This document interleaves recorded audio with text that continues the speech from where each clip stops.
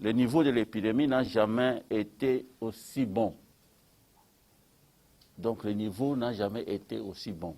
C'est-à-dire que tout est vraiment en baisse. Le nombre de cas, c'est vraiment en baisse. Et cette baisse continue.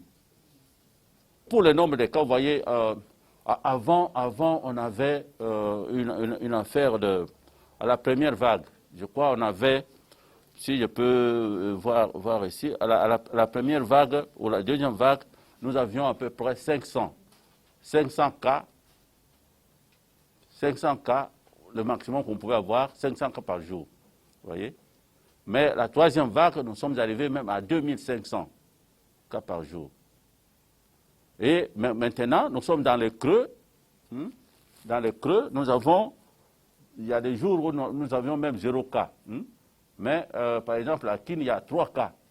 Mais nous devons être vigilants parce que, d'après nos prédictions, on pourrait avoir une 4e vague vers le mois d'octobre-novembre.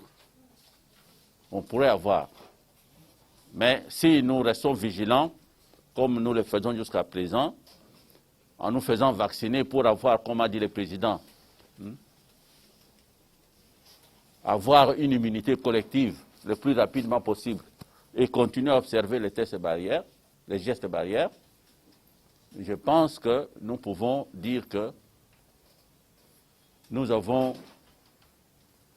coupé l'herbe, n'est-ce pas, au pied de la 4e vague. Et la 4e vague n'aura pas lieu. Aucun vaccin n'est supérieur à l'autre. D'après mes connaissances, d'après ce que je sais sur ces vaccins-là, il n'y a pas un vaccin qui est supérieur à l'autre.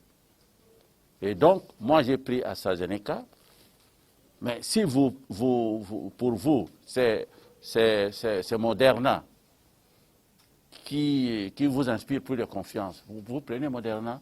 Aussi, c'est plutôt Pfizer. Je vous dis aussi que Pfizer arrive demain soir. Le lot de Pfizer arrive. Donc, nous aurons AstraZeneca déjà qui est là, Moderna qui est là, Pfizer qui est là, et vers la fin du mois, ce sera Johnson & Johnson.